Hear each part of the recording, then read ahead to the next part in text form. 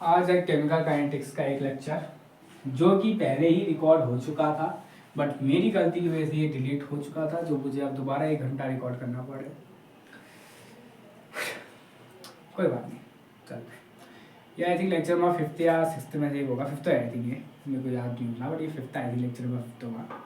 हाँ, ये लेक्चर में 5th है। तो इसके लिए हमने लास्ट लेक्चर में हमने पढ़ा था radioactive decay. Last lecture में हमने दो चीज़ पढ़ी थी, सूडो फर्स्ट ऑर्डर रिएक्शन और रेडियो एक्टिव डीके पढ़ा था।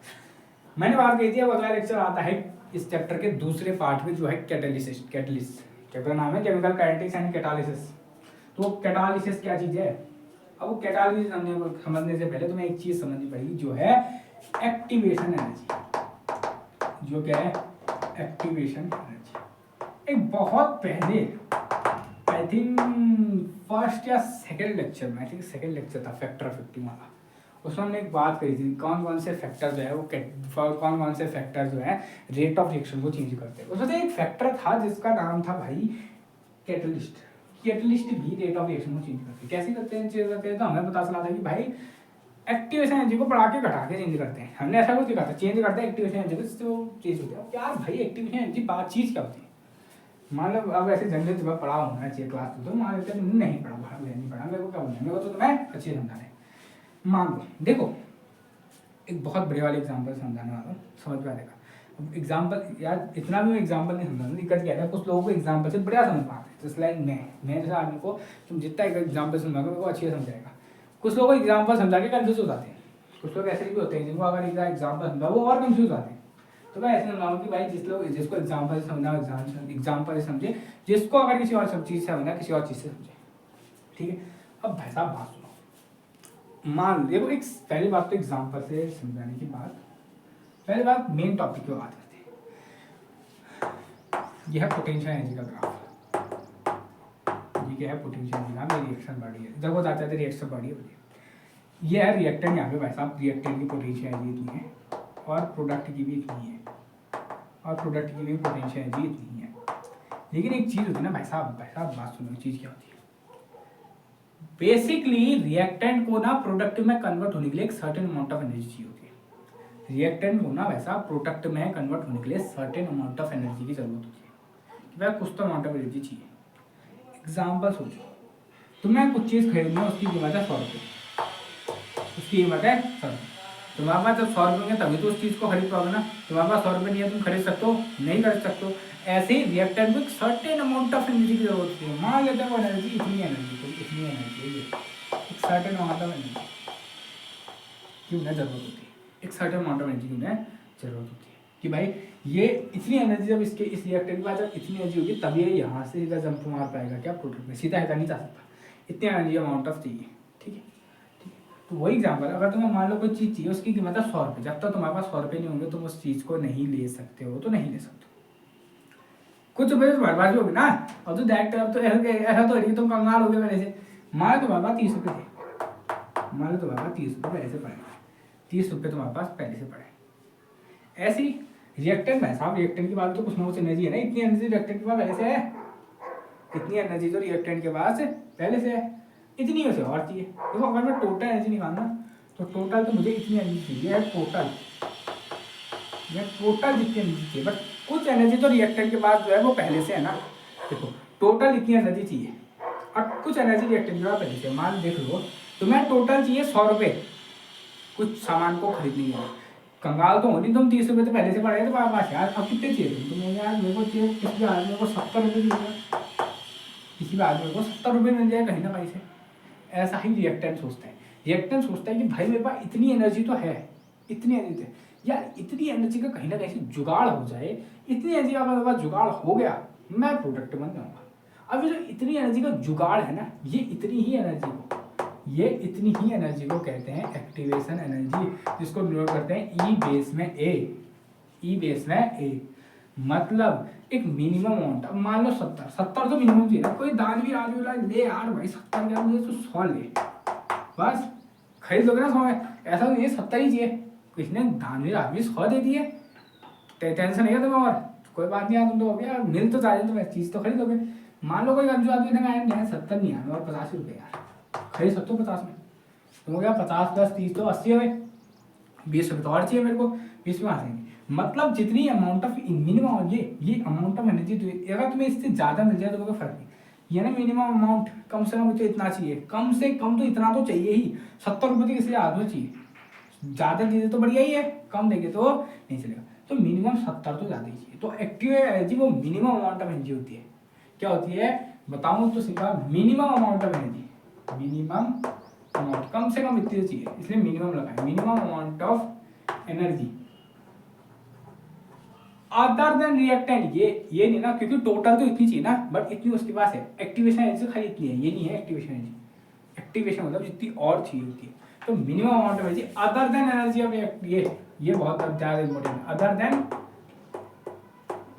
एनर्जी ऑफ रिएक्टेंट, जितनी भाई साहब रिएक्टेंट के पास पहले से एनर्जी है, इस एनर्जी को नहीं चाहिए, इसके अलावा जितनी एनर्जी चाहिए to minimum energy other than required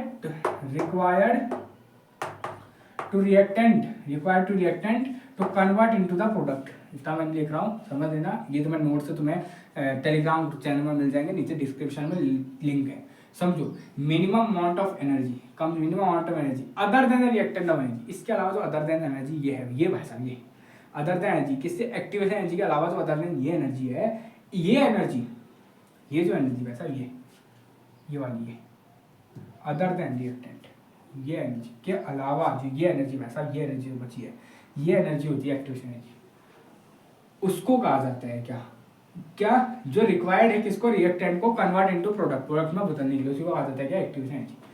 ये पूरी एनर्जी को क्या कहा जाता है, एक तो प्राइस होगी ना, कुछ ना कुछ तो प्राइस होगी, टोटल प्राइस जैसे, इसको कहा जाता है थ्रेशोल्ड एनर्जी। पे लोग बहुत कंफ्यूज होते हैं इन दो चीजों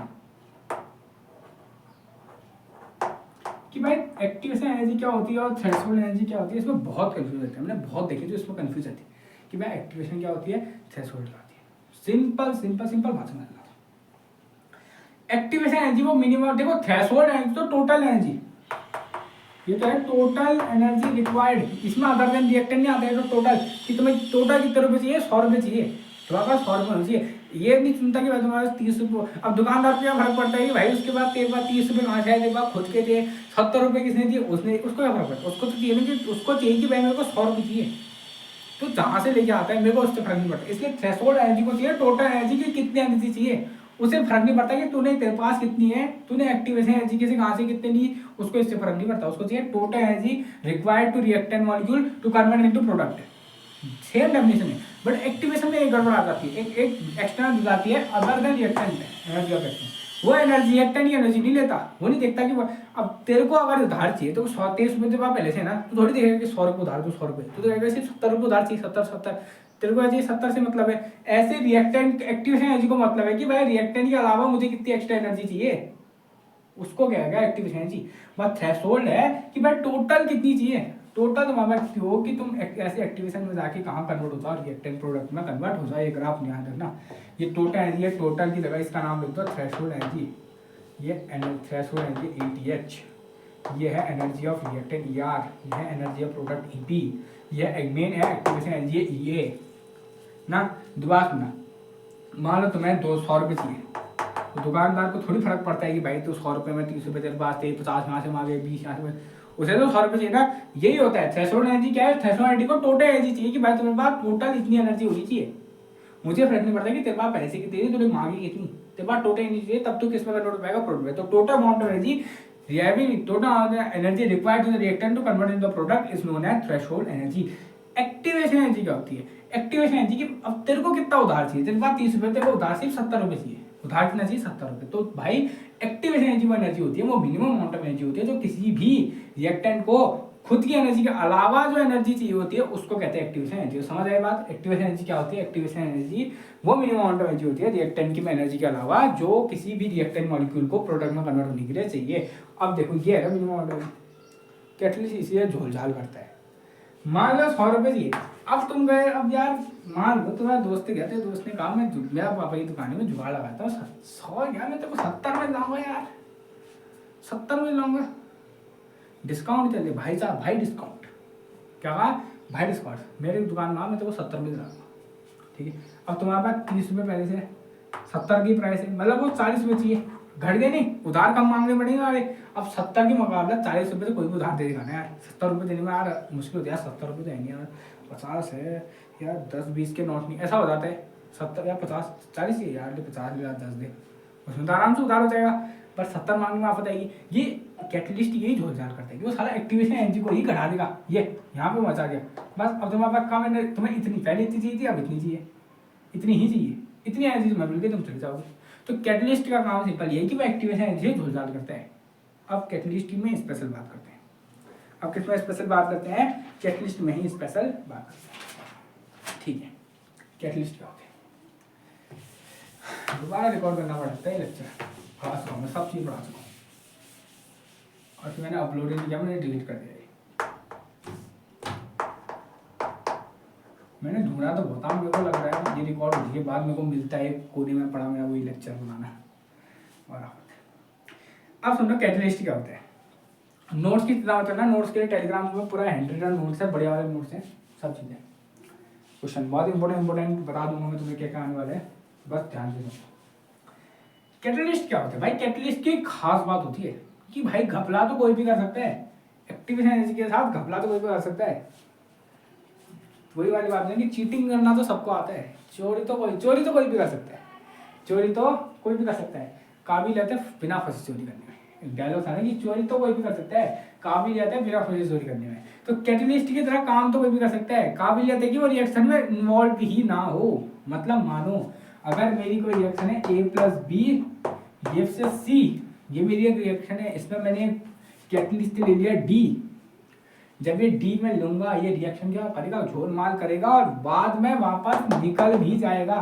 ऐसा नहीं कि भाई ये सी के साथ इसने बॉन्ड बना दिया, जुड़ गया, नहीं, ये कैटलिस्ट नहीं होता। कैटलिस्ट होता है कि भाई वो सूद समेत वापस निकल जाए।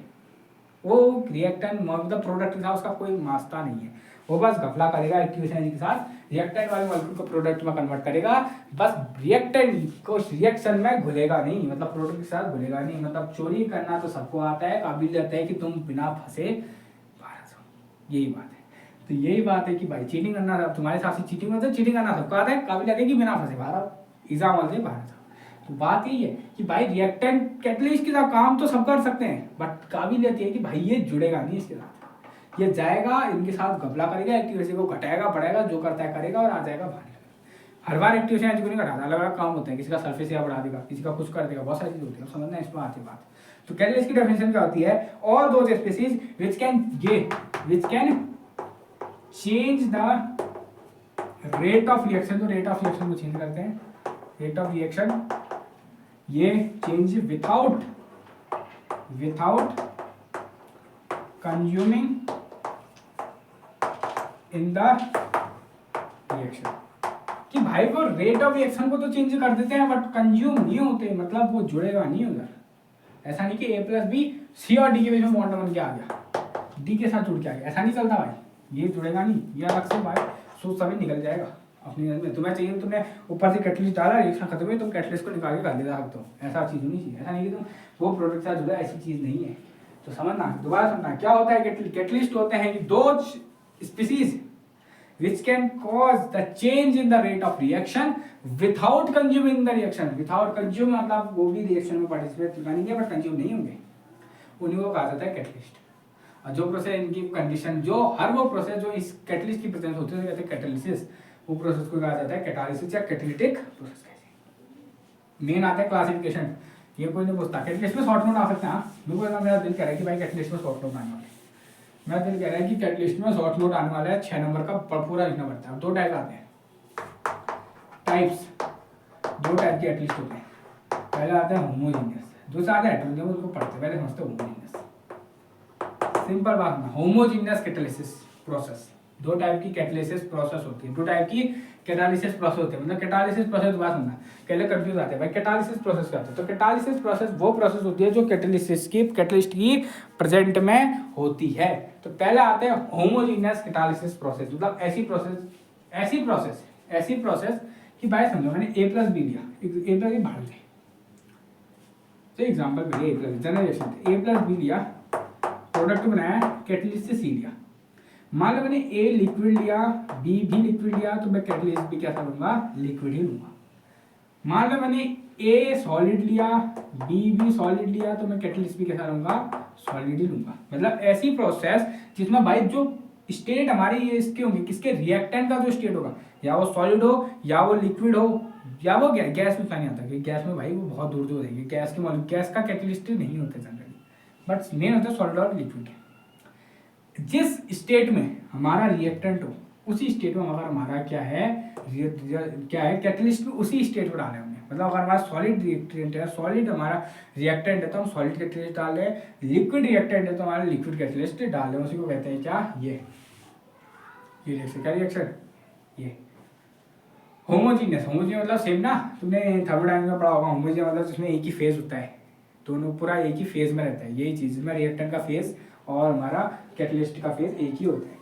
तो इसका एग्जांपल देखना है। इसका सबसे बहुत सिंपल एग्जांपल है ये, तुमने पढ़ा होगा ये अभी बहुत पहले यार, तुमने रेडियोएक्टिव में सूडो फर्स्ट ऑर्डर रिएक्शन का example, CH3COO C2H5 plus H2O in the presence of H positive क्या देते हैं, अल्कोहल प्लस एसिड देते हैं। उनको मैं लिखता हूँ, मेरे को इनसे फर्क नहीं पड़ता, इनसे ये किस्म हो चाहे ये मैं सॉलिड ये गैस में, इनसे फर्क नहीं पड़ता। मेरे को क्या फर्क पड़ता है, मेरे को फर्क पड़ता है कि भाई मेरा जो ये है रिएक्टेंट है, ये होता है लिक्विड, पानी होता है लिक्विड, ये जो बेस होती है, जो एसिड होता है ये भी लिक्विड ही होता है। इथाइल एसीटेट भी लिक्विड में होता है, ये पानी भी लिक्विड में होता है, और ये जो ये H पॉजिटिव ऊपर से डाला है भाई मैंने एसिड, ये भी लिक्विड फॉर्म होता है।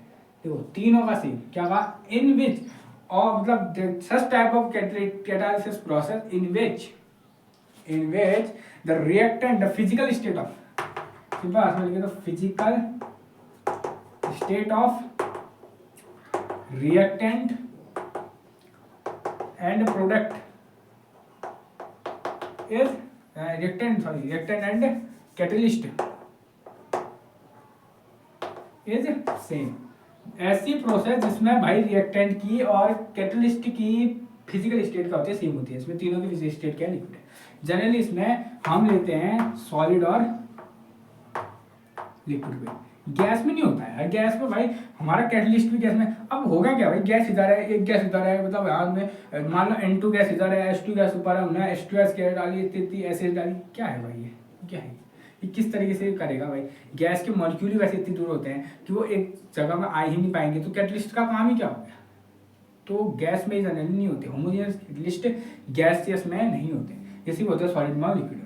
दोबारा सुनना, ऐसे प्रोसेस जिसमें फिजिकल स्टेट किसकी, रिएक्टेंट की और कैटलिस्ट की होती है सेम होती है, उसको कहते हैं, याद रखना भाई। तुम चाहे डेफिनेशन लिख दो, नंबर तुम्हें बढ़िया तब मिलेंगे जब तुम एग्जांपल दोगे। ये एग्जांपल है किसका, एस्टेरिफिकेशन, एस्टेरिफिकेशन नहीं एक्चुअली में, ये रिवर्स एस्टेरिफिकेशन नहीं है, एस्टेरिफिकेशन उल्टा होता है, अल्कोहल प्लस एसिड लेते हो ये बनता है इथाइल एसीटेट पर, ये है hydrolysis of ethyl acetate. Esterification उल्टा है, जिसमें तुम अल्कोहल और एसिड की रिएक्शन कराते हो, H2 और ये बनता है इथाइल एसीटेट बनता है, ये है हाइड्रोलिसिस ऑफ इथाइल एसीटेट। ये दो जगह आ रही है, देख लो सेम एग्जांपल है दो जगह, एक एग्जांपल तो हर जगह आई है, अभी नेक्स्ट एग्जांपल होगी वो तो हर जगह आई है हमारे प्रोसेस। तो ये ठीक है, समझ आए। सॉलिड लिक्विड ये जो प्रोसेस होता है जनरली, ये प्रोसेस जो भी ये वाली जितनी होमोजीनियस प्रोसेस होती है ये हमारी हो जाती है किसमें, इंटरमीडिएट कॉम्प्लेक्स में। ये नोट है, छोटा सा नोट लिखा के लिख देना कि ये जो प्रोसेस है इंटरमीडिएट बनाती है, मतलब एक में नहीं होती, पहले एक स्टेप होगा फिर दूसरा स्टेप होगा। इसमें पहला स्टेप पहले होता है ये एस्पर्टी अटैक करता है, ये बॉन्ड टूटता है, पहले यहाँ पे ये CO अल्कोहल, ये C डबल बॉन्ड ये बनता है, अल्कोहल बनता है, फिर यहाँ ये H2, ये जो ये इसका रेडिकल ऐसा CH3 C double bond O plus ये जाता है, ये अटैक करता है इसमें H2 में, H बॉन्ड तोड़ता है, ये इंटरमीडिएट फॉर्म में होती है। ठीक है, तो होमोजेनियस कैटालिसिस प्रोसेस है जिसमें हमारे रिएक्टेंट क्या हो, कैटलिस्ट, ये जो रिएक्टेंट लिया है और जो कैटलिस्ट लिया है, इन दोनों की जो फिजिकल स्टेट को सेम, अगर ये सॉलिड है तो ये भी सॉलिड, ये लिक्विड है तो ये भी लिक्विड। ठीक है, ठीक है। दूसरा आते हैं हेट्रोजीनियस, दूसरे क्या आते हैं हेट्रोजीनियस। हेट्रोजीनियस, हेट्रोजीनियस बात तुम्हें समझ आ गई। होमोजेनियस अगर सेम थे तो हेट्रोजीनियस में अलग होंगे, ऑब्वियसली यार। होमोजेनियस का सेम होता है, हेट्रोजीनियस वाला बनवा रहे हैं तुमने, हेट्रोजीनियस मतलब ही अलग अलग होता है। मतलब सिंपल बात, physical state of reactant and catalyst is different, कि जो भी रिएक्टेंट की हो या कैटलिस्ट की हो, दोनों की फिजिकल स्टेट क्या आएगी, डिफरेंस आएगी, मतलब दोनों में डिफरेंस था, दोनों अलग अलग। सबसे सिंपल प्रोसेस तुमने अभी पढ़ा है, अब से N2 प्लस 3H2 ये NH3, इसमें क्या रखते हो तुम, आयरन लेते हो ना, क्या लेता हूँ, आयरन लेता हूँ। अब ये आयरन जो मैंने लिया है भाई साहब, ये आयरन तो होता है सॉलिड में, ये गैस होती है गैस में, ये होती है गैसियस फॉर्म, ये रिएक्टेंट है गैस में, कैटलिस्ट है सॉलिड में। तो ऐसी प्रोसेस जो हमारी भाई साहब क्या करती है, ये जिसमें हमारी रिएक्टेंट और कैटलिस्ट का फिजिकल स्टेट अलग अलग होती है, उनको कहता है हेटेरोजेनस प्रोसेस। अभी करता क्या तुम्हें पता है, ये एक सॉलिड सरफेस देता है जिसमें N2 गैस H2 गैस बैठती है, आराम से बैठेगी तो आराम से कोलाइड होगा, आराम से कोलिजन होगा तो आराम से प्रोटॉन कन्वर्ट हो जाएगा, सिंपल। तो ऐसी प्रोसेस जिसमें हमारी रिएक्टेंट क्या और कैटलिस्ट की फिजिकल स्टेट अलग अलग होती है, उसको कहते हैं heterogeneous chemical, heterogeneous catalysis process या हेटेरोजेनस कैटालिटिक प्रोसेस। आपको छोटे छोटे इसी में टाइप है, प्रोमोटर, इनहिबिटर, ये भी टाइप्स ऑफ कैटलिस्ट में। ये कैटलिस्ट का टाइप नहीं है, वो इंपॉर्टेंट, इसके अंदर सब टॉपिक है। पहला आता है वैसा प्रमोटर, नाम भी सुन लिया, प्रमोटर मतलब प्रमोट करता है, जो बढ़ावा देता है, किसको बढ़ावा देगा, ये कैटलिस्ट नहीं होते। अब हम जिनकी बात करें वो वैसा, वो कैटलिस्ट नहीं है, वो खुद की कैटलिस्ट नहीं है, वो काम करती है, ये दो चीज प्रमोटर हो और इनहिबिटर हो, ये कैटलिस्ट नहीं होते, ये स्पीशीज कैटलिस्ट नहीं होती, ये बस काम करते हैं कैटालिटिक पावर। कोई ताकतवर आदमी है जो कुछ काम कर रहा है, कैटलिस्ट क्या करता है, कैटलिस्ट खुद काम करता है, मेहनत करता है, बेचारा मेहनत करके क्या कर देता है, एक्टिवेशन एनर्जी को घटाता है, बढ़ाता है, चेंज कर देता है, कंज्यूम नहीं होता। अब यार थक जाता है बेचारा, अब अगर तुम उसकी भी पावर को बढ़ा दो, सिंपल एग्जांपल, तुमने N2 ये वाला है बार प्रोसेस, N2 प्लस 3,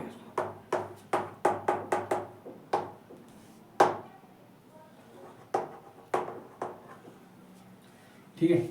Fe का कुछ सरफेस एरिया, अगर मैं इस सरफेस एरिया में एक और थोड़ा सा सरफेस एरिया और बढ़ा दूँ, एक सरफेस एरिया पहले से आयरन का था, अगर मैं इसमें एक और सरफेस एरिया बढ़ा दूंगा तो ज़्यादा नहीं बैठ पाएंगे, ज़्यादा बैठेंगे तो ज़्यादा कोलिजन होगा, तो रेट ऑफ रिएक्शन बढ़ेगा, मतलब कैटलिस्ट का काम जल्दी तेजी से होगा। तो मैं कुछ ऐसी चीज़ डालूंगा जो इस आयरन के साथ साथ इसका एरिया वैल्यू जो है एमओ बोलेंगे, ये जो भाई साहब ये जो है ये भी सॉलिड होता है, ये क्या करता है, ये एक एक्स्ट्रा सरफेस दे देता है, ये एक्स्ट्रा सरफेस देता है जिसमें हमारी N2H2 के मॉलिक्यूल बैठते हैं और बढ़िया करके कोलाइड होते हैं और इनसे इनकी रेट ऑफ रिएक्शन को बढ़ाते हैं। तो कैटलिस्ट मतलब वो स्पीशीज, प्रमोटर वो स्पीशीज होते हैं, promoter are those species which itself does not behave as a catalyst, ये खुद के कैटलिस्ट नहीं होते, बट ये क्या करते हैं, इट कैन यूज प्रेजेंस, जिनके होने से ही it can increase the rate of reaction increasing by catalytic power. ये क्या करते हैं, ये काम करता है, ये बस कैटालिटिक पावर ऑफ कैटलिस्ट को क्या कर देता है, इंक्रीज करता है, कैटलिस्ट की कैटालिटिक पावर को क्या करता है, इंक्रीज करते हैं। खुद नहीं होते, ये खुद कैटलिस्ट नहीं होते, बस ये क्या करते हैं, कैटालिटिक पावर को क्या करते हैं भाई साहब, इंक्रीज कर देते हैं, ठीक है। एग्जांपल ये तुम ले लीजिए, इसमें जो एमओ है वो क्या कर रहा है, बिहेव कर रहा है एज अ कैटालिटिक पावर, किससे, आयरन का सरफेस एरिया बढ़ा के, ठीक है। अगला आता है इनहिबिटर, ऑब्वियसली यार भाई तुम खुद सोचो, प्रमोटर बढ़ा रहा है तो इनहिबिटर का काम क्या होगा, ये घटाएगा, इनहिबिटर का काम क्या होगा, ये घटाएगा। जब प्रमोटर का काम बढ़ाना है तो इनहिबिटर का काम घटाना है, सिंपल बात। ये क्या करता है, ये करता है, ये खुद नहीं होते, और दो species which does not behave as a catalyst but their presence can decrease the rate of reaction due to decrease the catalysis power of catalysis power of catalyst की कैटालिसिस पावर को बढ़ा देता है। मान लीजिए ये कहते हैं हमारे उसे बहुत बार आती है N2 gas plus 3H2 gas N2 presence of iron gives 2NH3। पिछली बार मैंने एमओ लिया था जिससे इसका सरफेस एरिया बढ़ गया था। अब मैं लेता हूँ H2S गैस।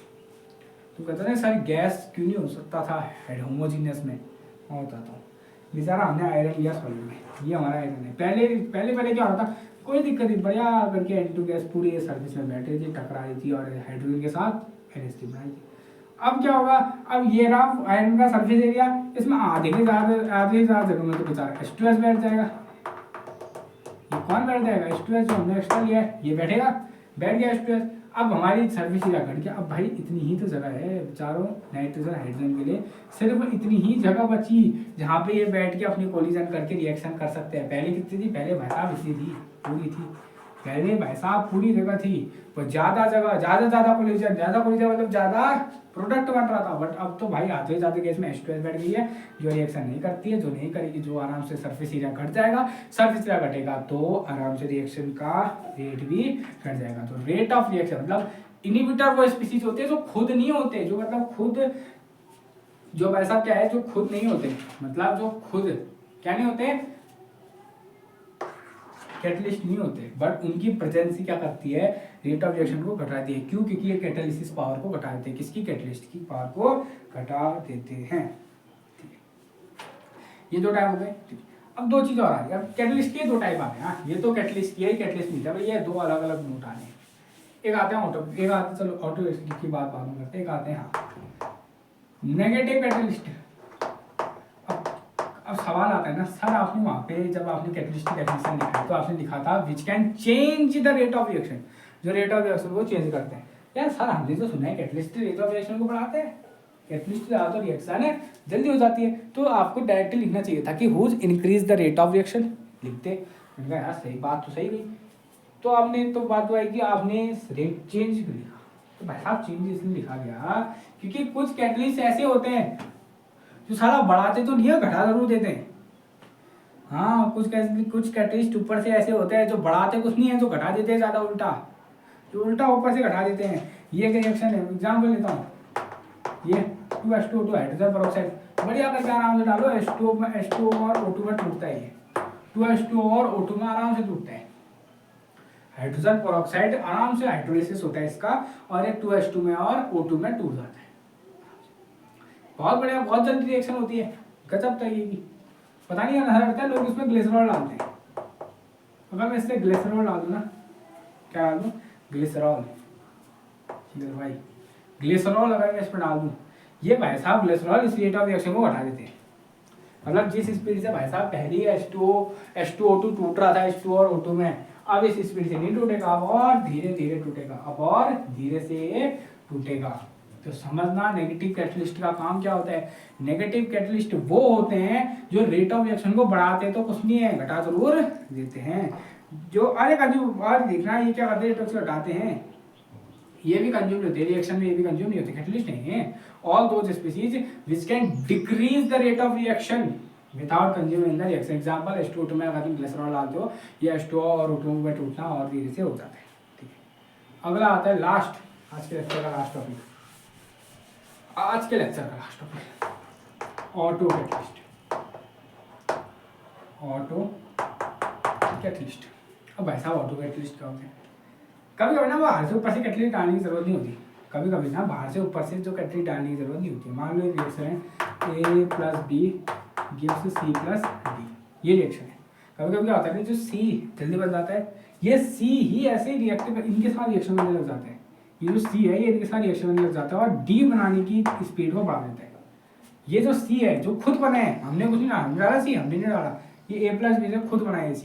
ये जो खुद ये C बनाने, ये क्या करता है, ये AB के साथ रिएक्ट करके D को बढ़ाने की रेट को बढ़ा देता है।